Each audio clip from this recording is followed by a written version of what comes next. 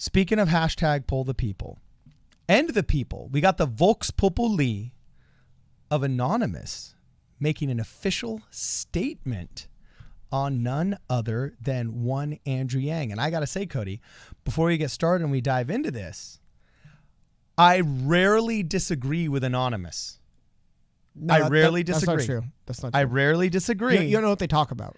Yeah, I do. I know what they talk subscribe about, to their official Facebook feed. and I know you disagree with them. Therefore, in some things, They're mostly progressive leftists. But they're mainly progressive leftists. No. They are mainly progressive leftists. No, they're not. Yes, they are. They're not progressive leftists. Yes, they are. Okay, hey, if they were, they wouldn't have written that letter that they wrote to Greta Thunberg saying you may actually be supporting the corporations that are causing some of these problems with your behavior in the UN. I agreed with that. Look, we're not going to rehash Anonymous. We're going to talk about what they said about Andrew Yang. According to Cardinellis, calling people out for actually secretly working in the interest of big businesses against the people isn't progressive? What?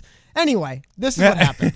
So this is interesting. So really quick recap before we get too far into it. I'll pull up the Wikipedia article just because I don't want to litigate this because it's one of those weird internet things where I literally could spend 2 hours telling you what Anonymous is, and it is a loosely formed group based around largely nothing except for a hacktivist group. Anyway, it started. It started in 2003. If you haven't heard about it, they're the guys who wear the Guy Fawkes masks, and it's Guy Fawkes. Whatever. It'd actually be Guy, right? Anyway, the reason why I wanted to bring this up and just do a little background, and like I said, there's a bunch of different protests and movements they've been a part of, all kinds of stuff. Boycott Thailand, a lot of stuff. Anyway, the reason why I brought this up is because the guy who made the website and claimed it was the official Anonymous website, Anonymous News, actually came out with their message on presidential candidate Andrew Yang. Now, all of the video posted below. The video is very interesting, but it's not very particularly fun to listen to.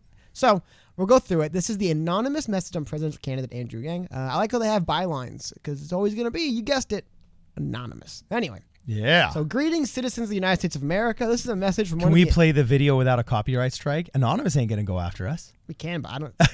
I'll link it below. So they say, greetings, citizens of the United States of America. This is a message from one of the anonymous about the upcoming elections that your country is facing. Election time is quickly like that.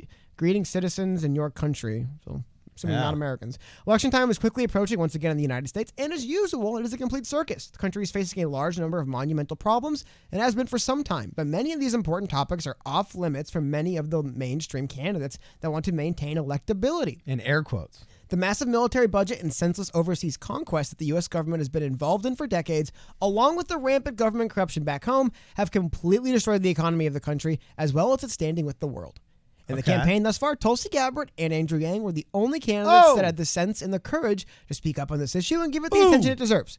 Bernie Sanders has given some attention to the problem of empire, but he still also believes that the United States should be fighting terrorism overseas, and he seems to be willing to compromise with the military-industrial complex on foreign policy matters. At this point, it appears that Tulsi Gabbard will be out of the race after being unable to qualify for the most recent debates, and it seems that Bernie Sanders could be a frontrunner for the Democratic Party unless the media is able to prop up Joe Biden throughout 2020, which is highly unlikely. And once again, I want to highlight, it sounds nothing like progressive Democrats. Big fans of Tulsi, big fans of Bernie, saying Bernie isn't progressive enough, but I digress. Anyway, hey, Gavin McInnes likes Tulsi. Andrew Yang has managed to stay in the president. Tulsi and Bernie are some of the most prominent progressives in the country. Anyway, Andrew Yang has managed to stay in the presidential race despite the fact that he's been ignored by the media and painted as a fringe candidate since the campaigns began.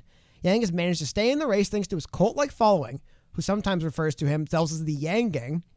I like that. Even in a sort of preferential thing for the Yang Gang, worth noting, man. Even Anonymous looks at the Yang Gang. Yeah, as a cult-like. But what I'm saying is that's kind of it's just interesting to see how narratives just take over and persist. Yeah. I thought it was interesting when we were at the Yang merch drop in LA a little while ago. There's a Jezebel reporter, I believe, and she said something along those lines, like, "Well, you guys like a cult or anything?" And it's like, look at the Supreme store down the street and look at there's 5 times more people there, and the line is like around the building twice, and they've been there since 3 a.m. Like, I don't know, is Supreme a cult? Anyway, Yang is most popular for his advocated policy of universal basic income, which is a monthly stipend that citizens would receive from the government to help with the basic expenses of living, sort of. However, as mentioned above, he has also shown support for ending wars and scaling back the military budget. He's also advocated for drug decriminalization, which would save many innocent people from jail and reduce the number of deadly doses that are circulating on the black market. Hey, I agree. All good stuff, right? All right. This guy's total libertarian. Yang's universal basic income proposal is a radical break from the reliance on social programs touted by other candidates of the Democratic Party, which makes his political policies a bit different than his counterparts. While candidates like Sanders and Warren are pushing for tax money to be spent on social programs to uplift the poor, Yang suggests putting the money directly into their pockets instead of forcing them to jump through bureaucratic hoops for a chance at the basic services that would be affordable and at a better quality if they had a few extra dollars in their accounts every month. Unlike most of the other Democratic candidates, Yang does not come from a political background, but was an entrepreneur before his recent jump into politics. However, as we have seen with Trump in 2016, not having history in politics does not necessarily rule a candidate out as a serious contender in the race. Yeah.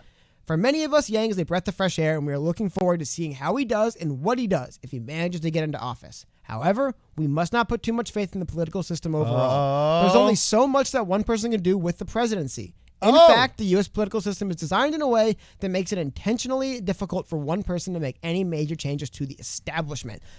I agree with that bottom line, by the way, 1,000%. It's one of the most dangerous things about presidential races. The idea of turning these presidential races into full cult of personality nonsense circuses is then they get elected and they can't actually do all the stuff. So I've got a problem with the ethics of what they promise because they know they can't do it. Okay, but one more thing. Well, maybe they also know they're gonna fight like hell to make it happen, right? Okay. So here's the last thing. I can't read the way they end this because I have to be honest. I have to let I can only let the anonymous man himself read this last line to you. So here we go. Let's do it. See if I can play him. We do not forget. Expect us. Oh, sorry. We are anonymous. We are legion. We do not forgive. We do not forget. Expect us. Okay, so also keep in mind, that is the endorsement Andrew Yang actually just received. I'll have the link so you guys could read through it. I thought it was really, and you want to know what the best part, I'll give one thing. One thing I'll give anonymous big time on this. This is an anonymous website with anonymous authors has a disclaimer saying it's also important for us to mention that the views expressed in this message are just the opinion of a few anonymous people who have platforms on this website. And it's very possible that others who align with us through anonymous may not agree with us here, as there is a wide range of thought and opinion that falls under the anonymous movement. Very nice. But yeah, I thought it would be fun to talk about this and highlight this a bit. This is I liked it. Like I said, it's kind of just a simple piece going through Andrew Yang and what he's about. Definitely big focus anti-war, big focus on mostly anti-war stuff he does. And then the idea that, but I think the bigger thing is, like I said, for the most part, anonymous, as they mentioned at the bottom, it is a group of all kinds of different splinter random factions loosely built around one name for years. But like I said, mostly it is kind of more progressive, liberal-leaning people. And I think it's telling to see these more fringe progressive groups suddenly coming around to, this is the passage I want to highlight. This is the only passage, then I'll be done. But this was the passage that stood out to me very much.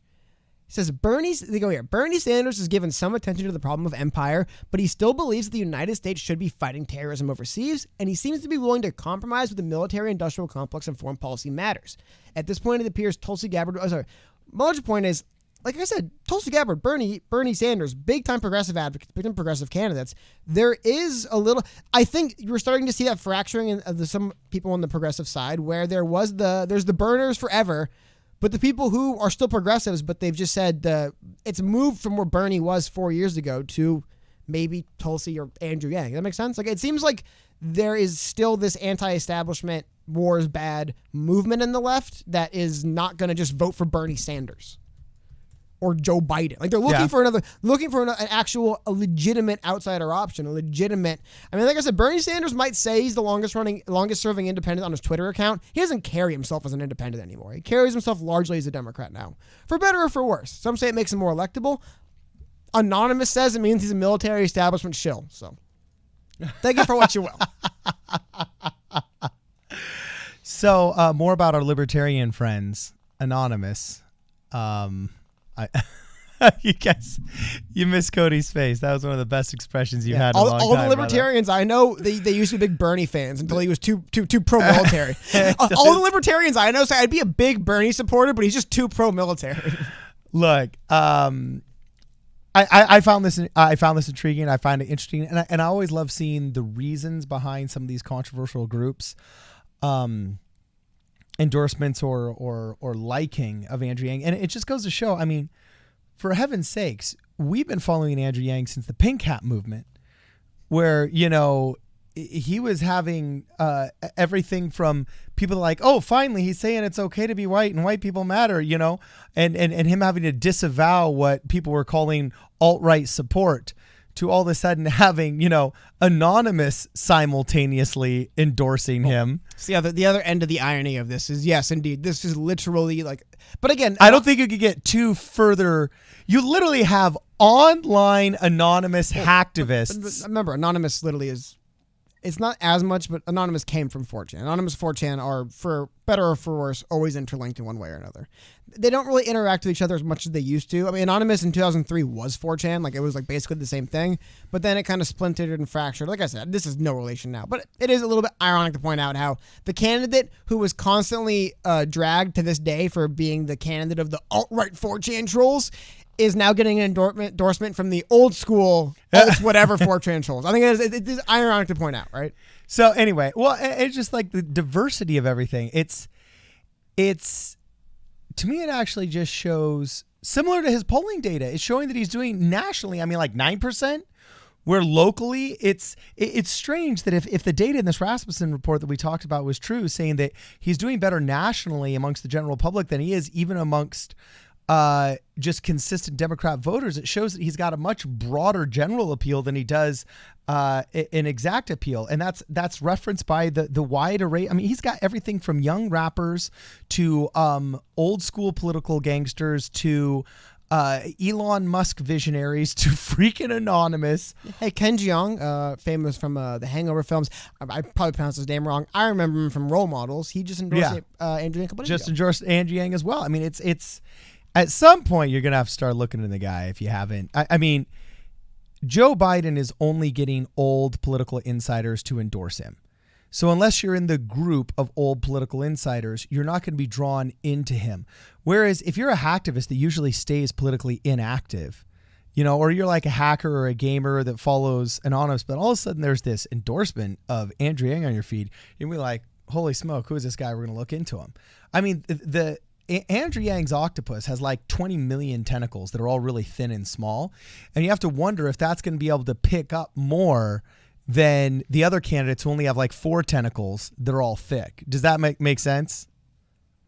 A little. I chuckle at the notion of this individual who's a devout follower of the Anonymous group who's never heard of this Andrew Yang fellow. But no, yeah, I hear what you mean. I just thought it was funny to read through. It was interesting to point out. Like I said, I don't want to get into, clearly there's a lot of this Anonymous movement goes back a long way. Who is it? What do they do? But I do think it was really interesting. I think one of the bigger things that it shows, though, like the reason why I wanted to read this and show it, I know a lot of this is in jest. I'm ribbing Anonymous just because I remember this stuff from when I was a kid, so I rib it. But like I said, the thing I think is really interesting about this is there is this kind of more disaffected political angle amongst young people. I think you're speaking to here, and there is people that are like, look, we've honestly.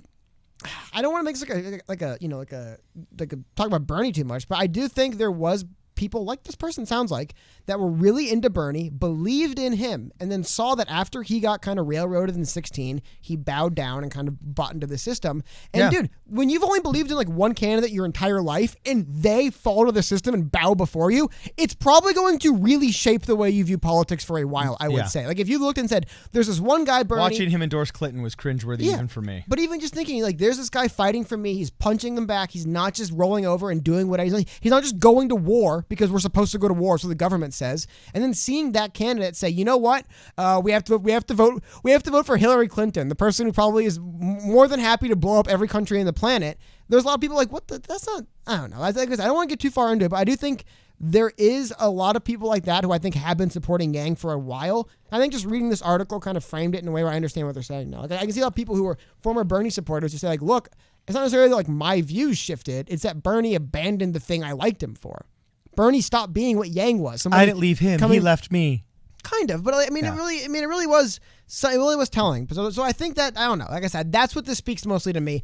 I'll post the video. The reason why I didn't play it, it's like 3 minutes long of the voice tune and stuff. It's just it works great in sound bites. Don't do it for 3 minutes, man. After a minute and a half, I'm like, this is driving me crazy. Yeah. But I thought that was a really cool thing to talk about. I definitely wanted to bring this up. It was something that, like I said, I didn't know what I was going to get out of it. I don't know what either of us are going to get out of it. But like I said, for me personally, I got that a lot out of it. That there is a lot of former Bernie supporters who just kind of felt abandoned and, turned their back on by Bernie. And kind of moved on a little bit to maybe like someone like Andrew Yang. That's all I'm talking. Like I said, these progressives, right? There's a lot of people. One of the cool things about Andrew Yang, he pulls everyone. It doesn't matter from what kind of political leaning. He pulls everyone from the Tulsi progressives to the Bernie progressives. By the way, don't always love each other. To the former Trump supporters. He's pulling all these people together under one roof, and it is powerful. It is moving. But I just thought that was the thing that jumped up the most to me. Is the big anti-war message, and the big Bernie wasn't always about this stuff.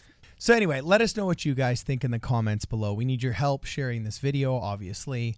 YouTube has deprioritized political speech. Therefore, if you can share this video, that would be wildly helpful. Also, make sure you follow us on Twitter at PSP Radio 1. This is Problem Solver Politics. We'll see you guys in the next video.